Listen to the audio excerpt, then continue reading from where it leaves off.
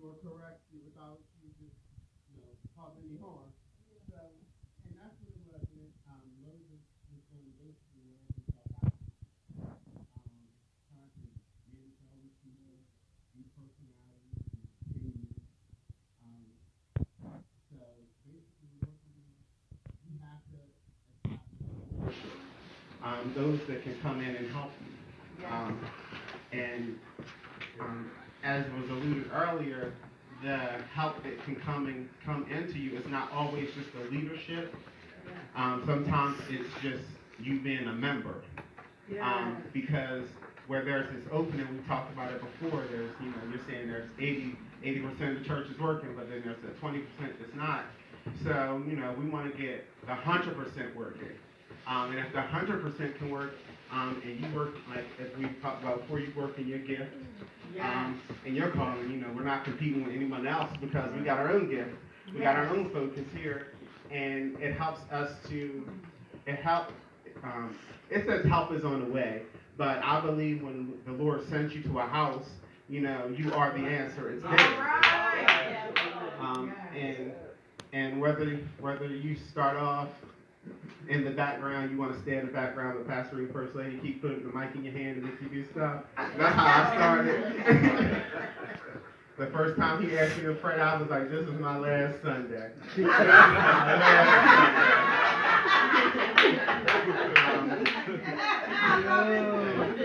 I guess I just love the Lord more than I love myself because I needed that next Sunday. No, we was good.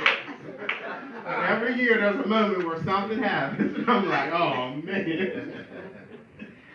But we're here to help manage all the issues. To manage the issues. Not that they won't be aware, but there are some things that can be taken care of before it goes there. Just like a job. We have us, and then we have our supervisor, and then we have their boss. Now, we should be able to take care of it here before they have to be notified. Because also, when they have to be notified, it's a whole different circumstance and situation. And that's what happens in the fold stays in the fold. That's the next chapter. I really enjoyed that because I grew up, what happens in this house stays in this house. Okay, I think we're all in agreement on that one. Yeah. So it's simply not because we want to appear perfect, not because anything else, but when we're able to get over some stuff. Like, say that. Me and you have a fallout. Right. As long as it's just between me and you, we can work it out. Yeah. But the moment somebody else, feel it, maybe their mercy gift is a little strong, and they're gonna meet me outside. Would you say faster than that? That's true. I talked to Pastor Nally and Apostle Jimmy. We good. We good. Now you gotta tell them, no, we good. Yeah, we good. But we knock it out. And it's just people like to run with that. Yeah. So if nothing kind of gets me more than people who don't go to church that knows all the bad parts about church. But they won't even. When did you go? You was like, no. When did the preacher preach? Like, did you tell you? That is about all of it. So, and it's great because that next part he talks about it's just, you can't work 24/7. The leadership just simply can't work 24/7. A part of them being our leaders, our shepherds, our overseer, our apostle, whatever title they have, is simply, they are, the more time they can spend in prayer and taking care of not just themselves, but their marriage and their children, and model not the perfect, but a healthy example for us, the better it is for us. So that now we don't have to make some of the same mistakes. It just makes it so much simpler for all of us. Because so many times things are so deep. I can't research everything. And if you get too deep on me, I start to I have a wandering mind. Sometimes I'm like the cat with the tassel. And like this, I think that got left up because I hit that one Sunday. Just standing up here doing this. And I don't know why. I just know it got short by past 3. But we're all here, and this book, like, you know, it's all a space for everyone. Yes. And we all have a work.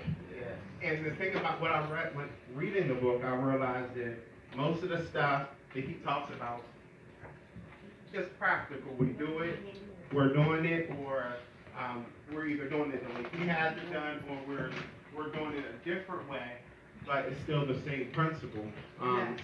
Because privacy problems create bigger problems. The moment you betray someone's confidence, now I don't care what kind of prophetic word you have for me. I can't trust it, so I can't be open to it.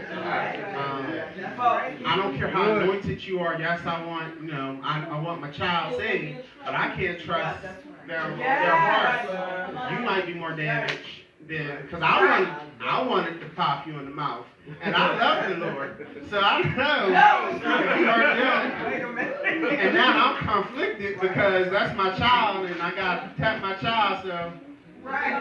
You know, I'm still trying to decide whether I want to pop you in your mouth.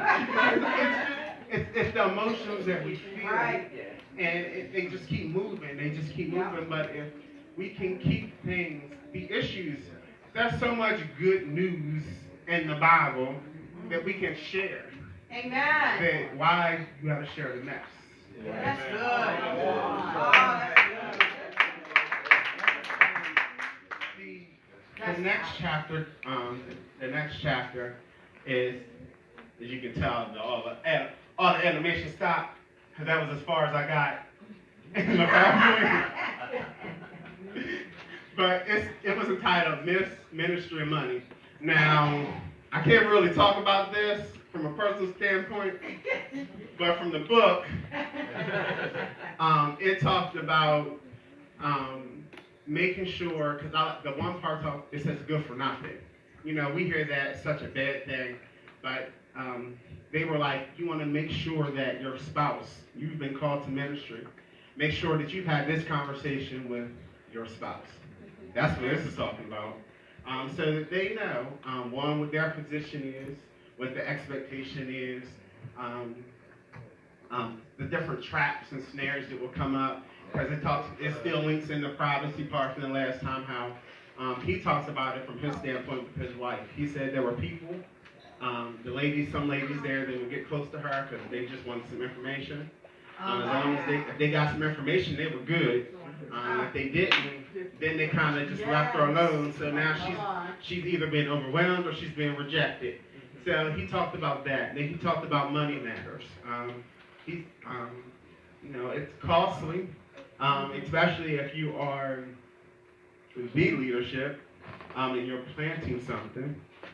It's not like, you know, the Lord doesn't always say, you know, I'm going to get you to do this and here's all the money. It's right there. You just manage it. It's sometimes you got to put in. And you have to put in a while, and sometimes things get tossed and driven, and it talks about being on one accord. He talked at one time he didn't really get money for a service that he did. He got some resources, some material. And he was terrified to get home. He said, he's like, I've been gone for like 3 weeks. And now I'm coming back. Yeah. And he said, now I'm trying to figure out what she's going to say. He said, it's late. I'm coming in the house. I miss dinner, the kids. And he was like, he got there and his wife, you know, had his meal ready and was just like, sit down, you know. It's okay. The Lord has it, and they worked out. He said that was like the best meal yet. So I was like, I can see how that could have went left. I really can. I can see that. But once again, I don't have that personal input. You know, the next one talks about sheepdogs going bad. It talks about anointed assistants. He talks about having the anointed assistants that can do things and they're able to be skillful and to put things together well, which is great, which is all leadership needs that. Whether it's something on a whole scale or something on an individual scale, that is what's needed.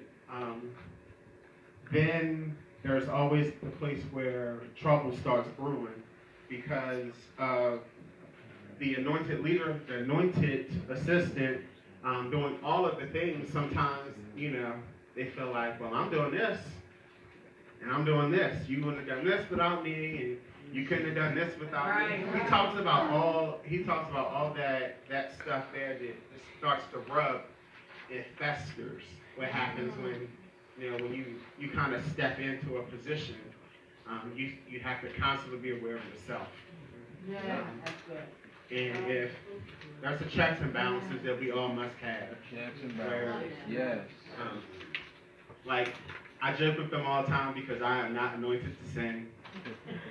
And the Lord knows what was best. Because I'll be so disobedient. And I tell them if the spirit fall and I sound real good like one of them CDs something there, they can have shut the mic off. Because I'm going to sing everything he said, I'm going to sing it. And tell him this, I'm going with it. This is going to walk around home. I don't know my neighbor. So, the Lord knows what's best.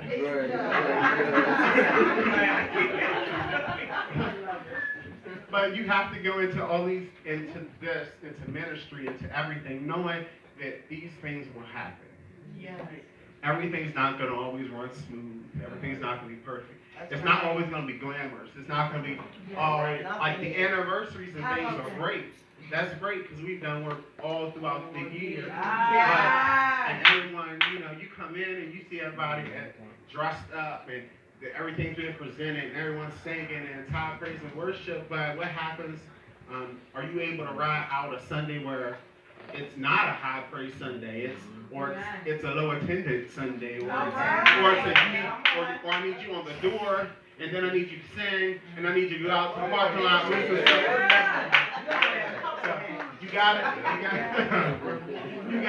you gotta be able to move with it. Amen. Trustworthy sons and treacherous sons. That was the next chapter. There are challenges. He talked about raising, he being part of different ministries and seeing them raise up people and pour into people, and then the challenges that happen because they got poured into, and the pitfalls, the hurts, the wounds, because what was once trustworthy has become treacherous. It talks about Absalom and him wanting to take control.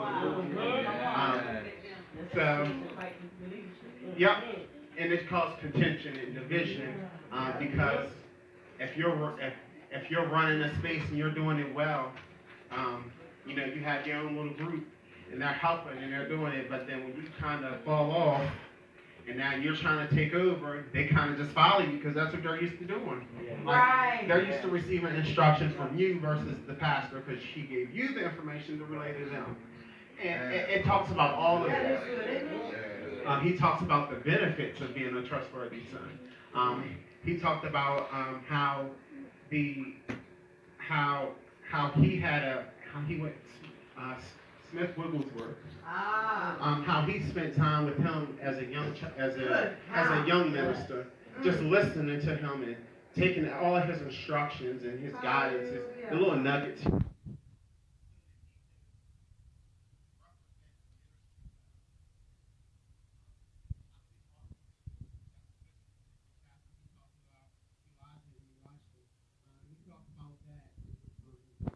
Promotion to leadership involves trust. Your faithfulness and your trust, which somehow I believe is what got me here. So occasionally I tell First Lady, when we're not in front of everybody, I probably shouldn't have been so faithful. I probably should have missed a couple Sundays. And I should have come to a couple Bible studies. And just deny it. I could have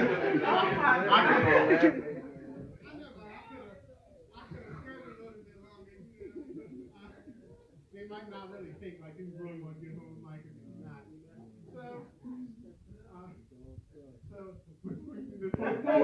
trust can be betrayed. So I try never to betray that trust. It can be betrayed. There are people that will come in and they want to be a part, whether they're a part because it talks. It doesn't even. It says volunteers as well, because sometimes different churches get volunteers.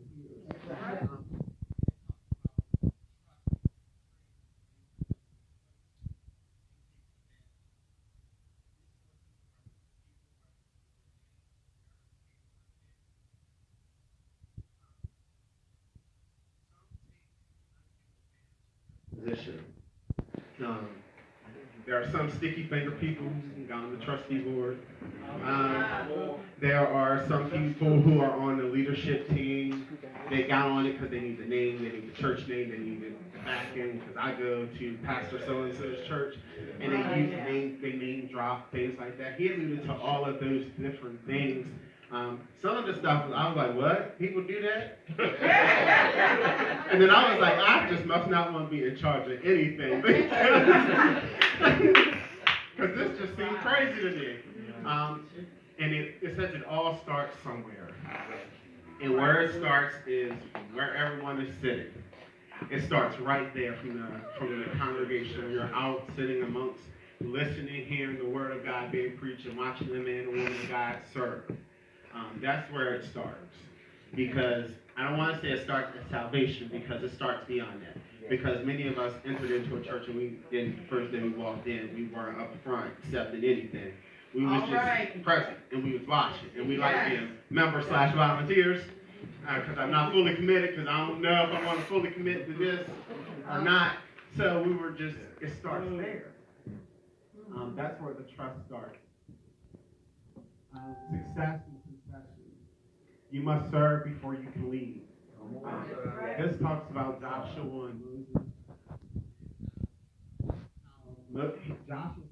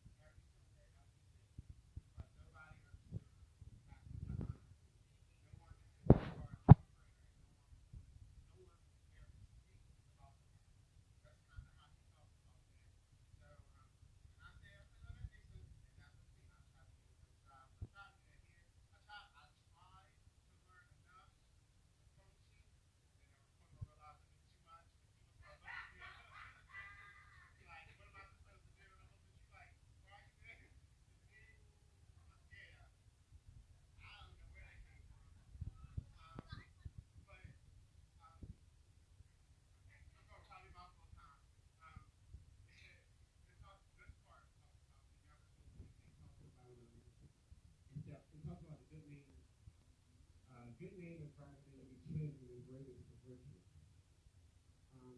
In this chapter, he talks about one of the servants that was serving. I want to say it was David or Jonathan. Sorry, look at the video of that chapter. And it talks about how they never really mentioned his name, but he served well. He was there when he got up. He cared for him.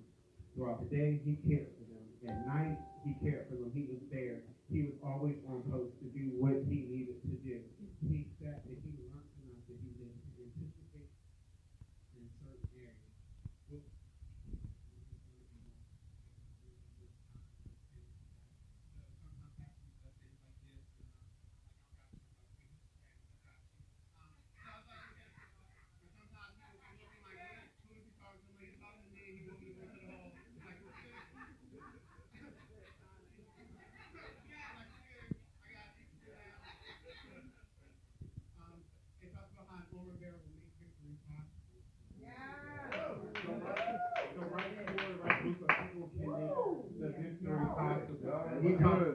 When you talk about going out to minister in the street, you want to know that you have the right core that's going to be able to reach the people, talk to people. They aren't going to shy away if somebody comes up, like they're not fully intimidated by you screaming and yelling. They're going to be okay. And definitely, if you're going to scream and yell and cuss them, they're going to hold their peace. They're not going to go with it. Yeah. Yeah. Yeah. Yeah. So it's those kind of things. And that's why whether you are a big church or a small church, when you set out to do things that God has ordained, you're able to triumph over it. Yeah. Agreeing but not alike. It talks about cutting ties and stepping into your future. Sometimes you just gotta separate yourself. Not relationship with God. Figure out how He wants you to assist, and where He wants you to assist, and what He wants you to do so you can walk into the future that He has for you. You have to be comfortable serving in obscurity. They might not know you. You might not ever be put up in the front to do anything. Like me, I wanted to be the happy janitor. I'm told it's going to be clean, y'all. So I'm just saying. But that's it. Like whether you get there, but if God has for you to do anything else, He'll do it. But once you serve, that's the thing. That's going to start unlocking different things. And being able to do it in a way that it says agreeing but not alike. We talked about it with the gifts of ministry. How many gifts we all can have the same gift, but it's going to flow in a whole different way. And it talks about walking into your double portion. It just serving and being faithful kind of just positions you. Yes. It kind of stabilizes you because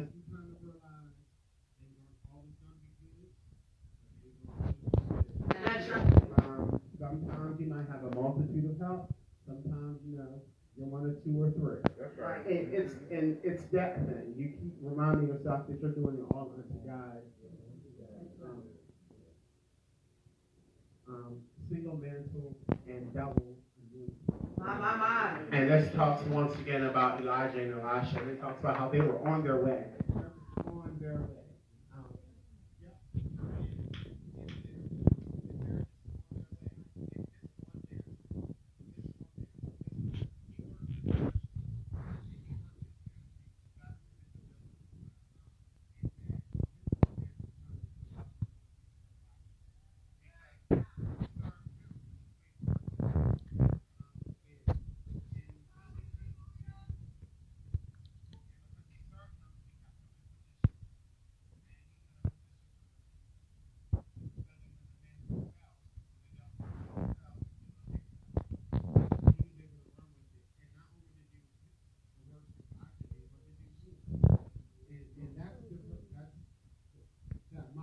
We're talking about coming together and working together and being one accord and having a clear vision and all of that good stuff. It all comes because you don't have to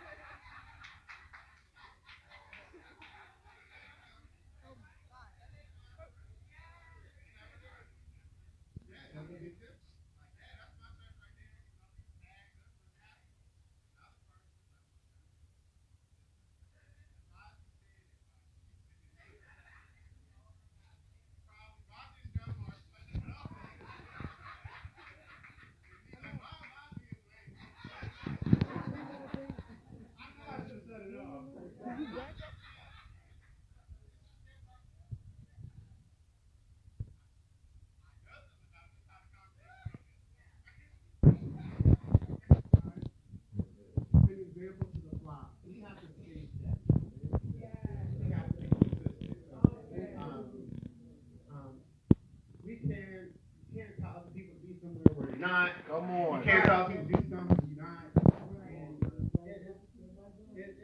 just can't. Because all the response is you're not there. You're not doing it. Somebody is always watching. That's what it's up. Somebody is always watching, whether you're serving up here or you're serving back there, or whether you're serving over there. Wherever you are, someone is always watching. And that's not to be fearful. That's just to have you mindful of the fact that your service is not limited to Jesus. See how she cut up? That's why I cut up like that. So I'm just letting you know. Thank you. But your service is not limited to these four walls. Once you leave here, still somebody's watching. So we want to let our light shine.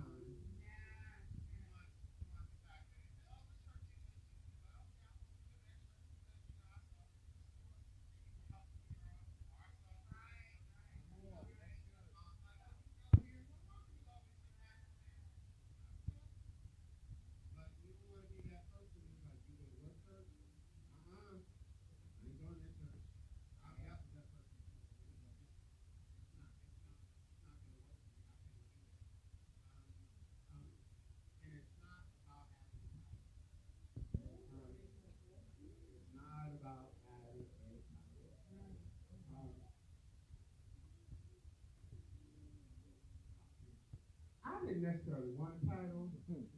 I was finding what Delmar. I still haven't done that. It was great. And we really didn't have any extra stuff attached to it. I mean, it's not different than I'm doing now, but now people look for different.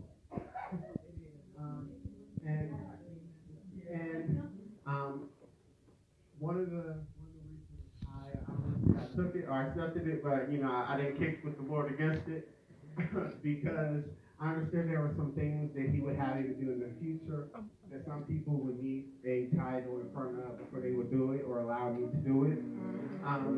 So that was my justification. I had a conversation with myself because other than the Lord, don't nobody know me.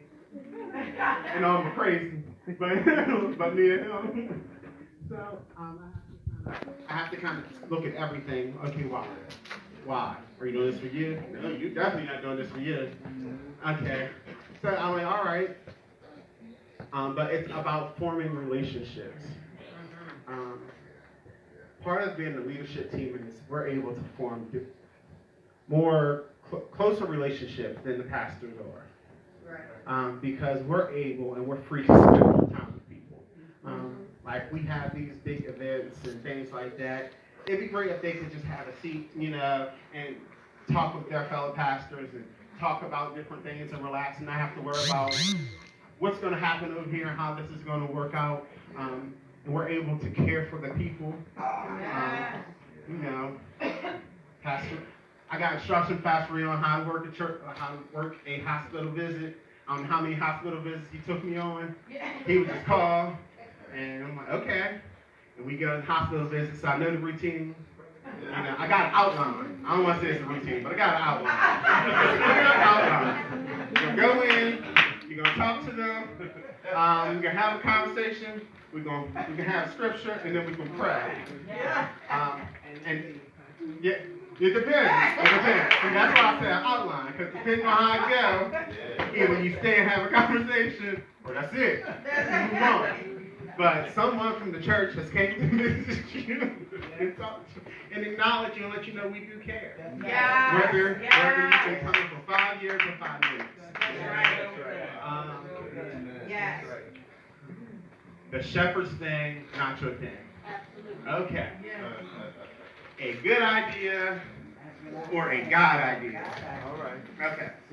See, I had lots of good ideas, but I understand Pastor Reed has God ideas. So no matter what the idea is, my responsibility is to help that plan, that vision, that desire to come to pass. It's not necessarily me by myself, but it's a group of people. It says you don't want to be in charge. Yes, I think we've already covered that. So that's why I'm going to warn you right now. If you don't want to be in charge, and you're going to be faithful and serve, at some point you're going to end up with some kind of authority because you don't want it. So, and the Lord has realized that you're not going to try to usurp anything, that when he brings the right person in to manage it or to do that position or run that ministry, you're going to be like, here you go. And I will support you because I know the struggle. And it says, what if you don't agree? Usually if I don't agree, Pastor Reed tells me that's usually when I'm usually left at the church when they move on. We went to look at the building. He was like, what do you think about the building? Everyone else was like, okay, I see how that can work. I'm like, where are we going to park? Why we need that? What is that? He said, see, that's why we going to need you. And you can run abundant life. And I keep telling him, I don't want to. But it's if you don't agree. If you don't agree, it kind of goes back to that first slide. The one slide that talks about what happens in the house stays in the house. Yes. If you don't agree, it's just simple. But you still have to be obedient. And that means you kind of got to keep it to yourself. Unless you sit with somebody, you're trying to pray, you're trying to get understanding and clarity about it. And that means there's a small 1 or 2 people that you're having a conversation with inside your church. That's not going to, carry it anyway else or add anything else extra to it. Say that. And you're not going to sow division and doubt into anyone else. Like, I'm not going to post the charades out there, look, Pastor, we want to do this. I don't feel like it, and I don't think about what you think. Well, she already knows. Either she's going to agree with me or I'm going to tell her it's charade. It's still disobedience. And it's never acceptable. He put on there that it's not acceptable unless it's something immoral or unethical or illegal the leadership is asking you to do. That's right. At this point, First Lady says that if she asks us to do something that's not of God, then don't do it. Don't follow her. She's like, don't follow me there. That's right. She also said don't allow her to go there by, bring her back. Be out there. But it talked about how he gave some examples of different past leadership people who came to him and talked about some things that some pastors had asked them to do that were either immoral or unethical or illegal, and they just couldn't do it. So they ended the relationship there. But he also talked about the proper way to end the relationship as well. It's just not like, boom, this is it, bye, you deal with your stuff. No, it's a proper way to do that as well. How can I help these people? Ministry to people requires focus and compassion. Yeah. Focus and compassion. You just gotta be compassionate because I always look at like I feel like the Lord looked at me because there was some rebellion, there was some disobedience, there was some murmuring, there was some complaining, there was a lot of running, a lot of avoiding, a lot of hiding. People look this way or that way. Like, we trying to figure out who you looking at. Like, it was a whole lot of stuff. So that's how I kind of try to look at it. Because everyone's going to learn differently. And everything's being filtered through, as Minister Weaver talked about, those prior years of our life. And now we're trying to relearn how to use the gifts that we didn't really know we had, but we were misusing them, or people were taking advantage of them, or we didn't like them because people took advantage of them. All those kind of things we're trying to relearn and get through. It says what happens when you have no answer. He talked about that. He said, if you don't have an answer for people, then tell them you don't have an answer. Don't make one up. Don't try to create one. That's just, I don't have an answer. He said, it's fine if you don't have an answer. He said, at that point, you can pull in leadership. And that's what you need to do. You can't help everyone, but you can help someone. I think we have all learned that, outside of church. But, even inside the church, you can help some people, but you can't help everyone. Sometimes you just have to say no. I ain't never had that problem. I'm an only child, so when people don't like me, don't want to talk to me, or don't want to play with me, that don't faze me. You name me, you're not going to talk to, that's fine. I kind of probably didn't really want to talk to you anyway, but that's good. I'm going home to sleep. Y'all have a good one. 4 things will help. It says, this is my place. You are positioned for success. When the Lord places you in a house, He places you there so that, as Apostle was saying, your gift can be used. Yes. Something was lacking, and you are needed there. People always think it's about your money. It's not about your money. I'd rather have your smiling face here, greeting everyone, loving on everyone, than your money into the plate. Because ultimately, that love right there, it creates an atmosphere where people want to come. They're not scared to come here. It's a safe. They can come. It says sometimes we cause our own problems. I don't even think that just needs to be looked into any further.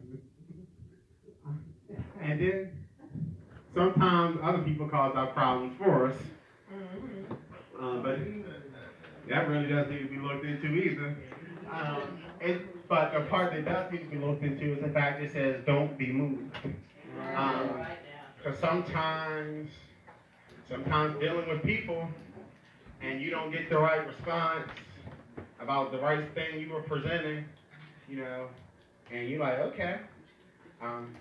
I used to shut down, completely shut down, Like, went to something, we talked about something, and I didn't really care for the response. So I just was done. And I said, are you okay? Mm-hmm. I'm good. And the brother said, now were your arms crossed. Yep. That, to me, is a sign that everything's not good. I'm good, we done. And it was a learning experience. Like, I don't know what was wrong with me at that point, but yeah. But you gotta know yourself. God has established for a reason, for a purpose. And it's going to engage you, it's going to grow you, it's going to rub against you the wrong way, it's going to do a whole lot of stuff, but God is going to be glorified by you.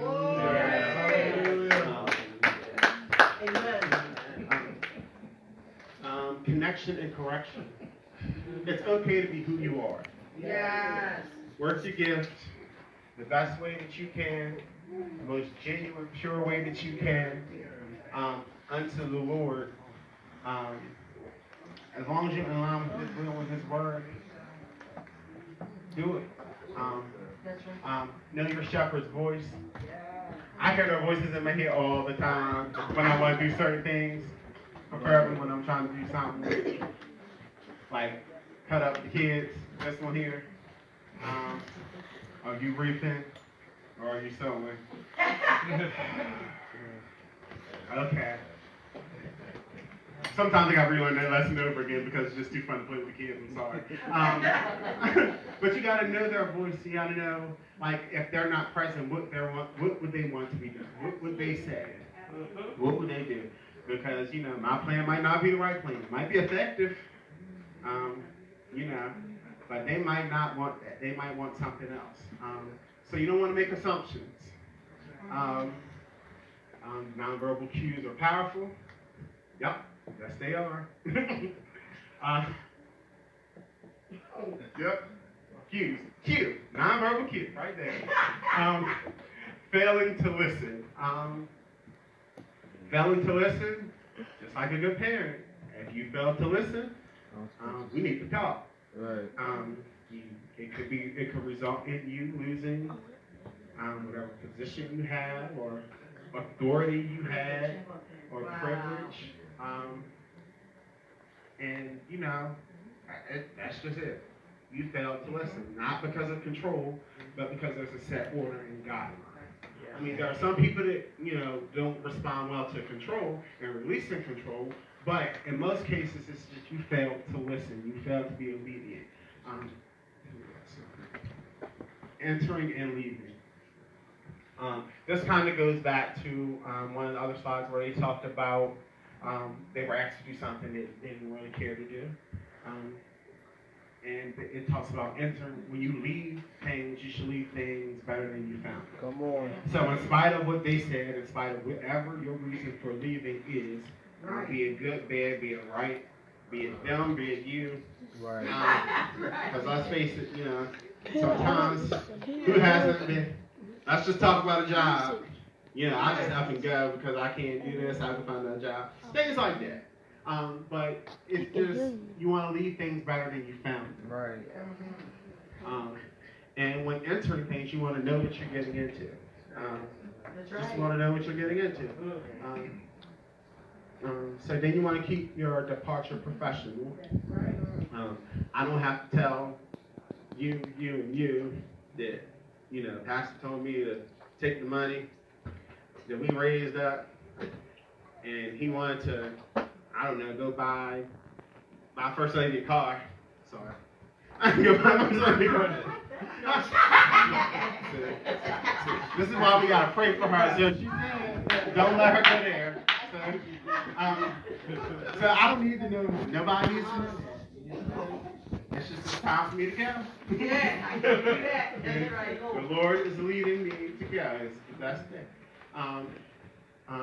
It talks about how do you leave a ministry position? You leave it in order. Talk to leadership. Yeah. You should give them as much notice as possible. It shouldn't be, hey, I'm not going to be here next Sunday. Here's the book with all my information. Have fun. There should be a process. Yeah. It would also allow you to instruct the next person coming up. Give them a heads up. This is what we do. This is how he likes it. This is what works. So they try, but ultimately, how the Lord leads you to serve. That's how you serve. It talks about what happens when members leave. There are so many things that happen. It's always emotional, especially when it's been apart. They've been doing things and serving and all of that. And you've been in ministry together, it's always a part of you that just grieves and misses. Fully transparent, sometimes, people go. It's like your house. When people leave your house, sometimes you're happy that they leave. But most of the time, we're grieving. Since we live, most of the time, we're grieving. I don't want people to think they happy. So, once again, I do not want to wreck. I think the 9 might be loud, so I'm going to try to keep myself. Yeah. But, next slide. We'll sit right in front of them. I hope I don't fall into this category. Types of troublesome sheep. They're spiritually minded. There are some people do it just too deep. Yeah. Too deep with certain things and just yeah. The other people, there are some other things they think about. They think everything that happens to them results from demon spirits. Some about behavioral health issues. Right there. Now I'm acting right, and I'm on a time frame. I'll leave that for you. There are some people with fixations and obsessions and paranoias and conspiracy theories. Some people have control issues and they can't have their way. So there are those who use threats. They they're a little forceful with things. That's not really good for the body. There are those who will do anything to get in front of people or be in charge. So they don't care. They don't care what you're saying is unethical or unbiblical. They don't care. It just, it works. He gonna take me with him when he go to the next place, and he could be on TV, and I'm gonna be sitting right there. They see church services as just opportunities to grow their businesses. That should just be a perk. That should be the focus. Yes. A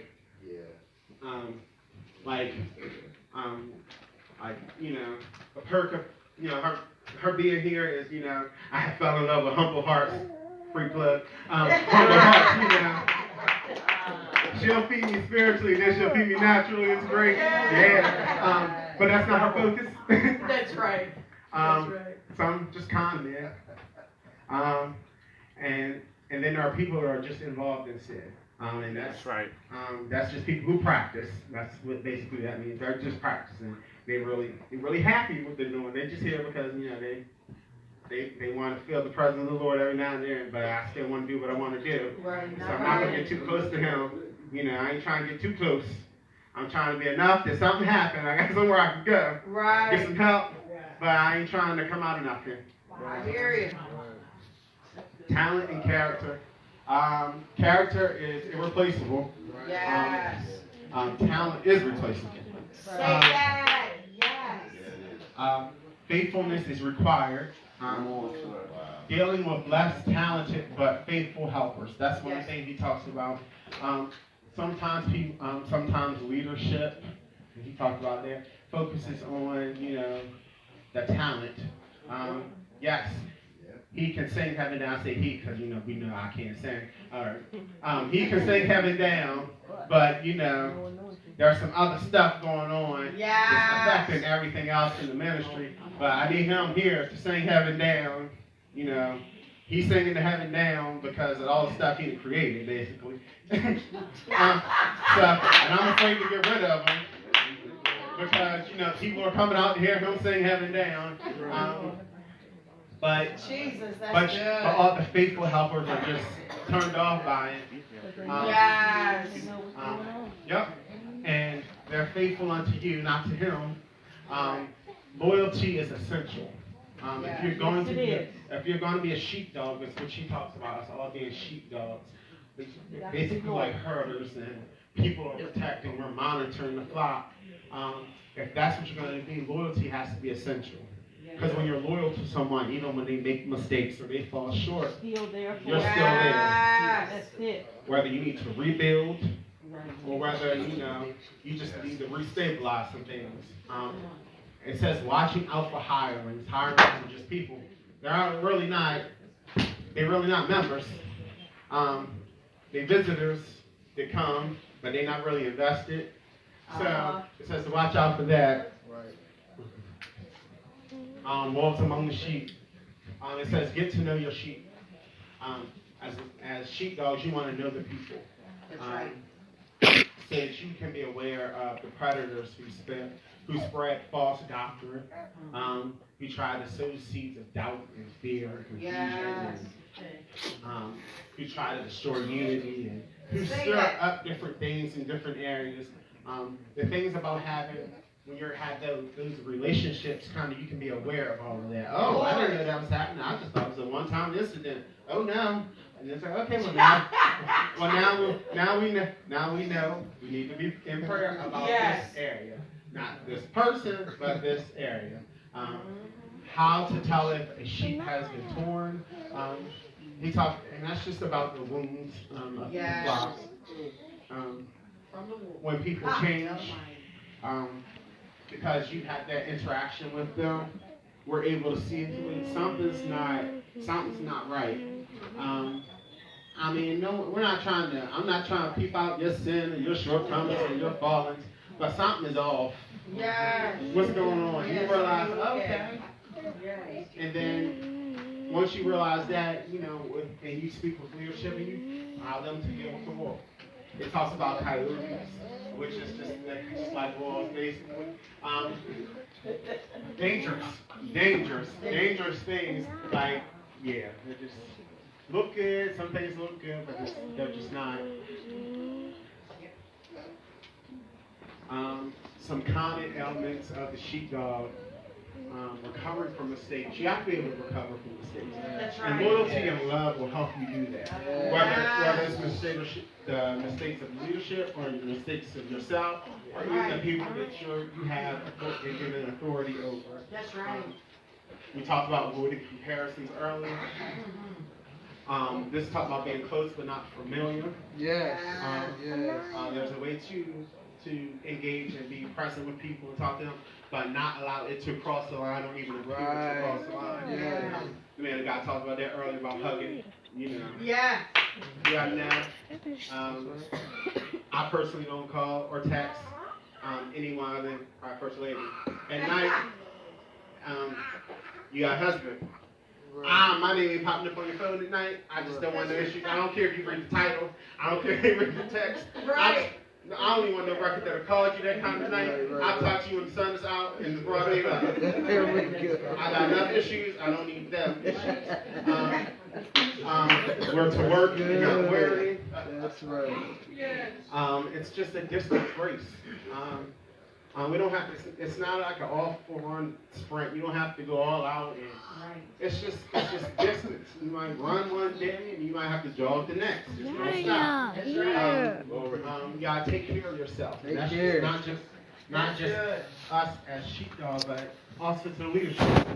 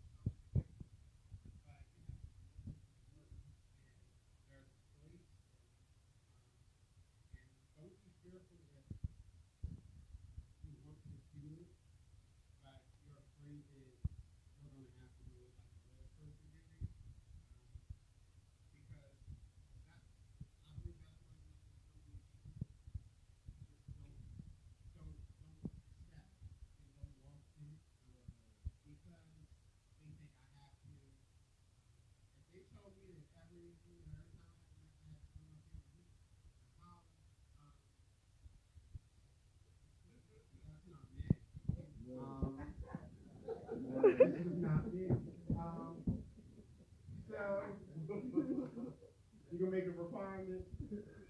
Well, I will make sure that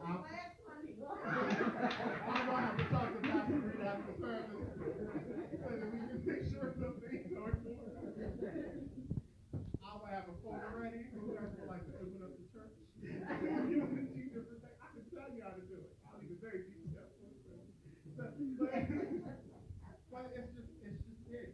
There's so many unique people that we can do it and we can reach everyone. This is why we can't reach everyone because everyone's trying to flow a certain way. Right. If you're not loud, I'm not going to ask you to be loud. But you can go there and pray for her. You go there and pray for her. That's between you, God, and her because you trust her. Right. That's right. You've been authorized to go pray for her. Don't just up and go if you ain't been authorized. Let's just put that there. We're going in order. But that's just how it's going. So that's it. So that's it. So you've been authorized.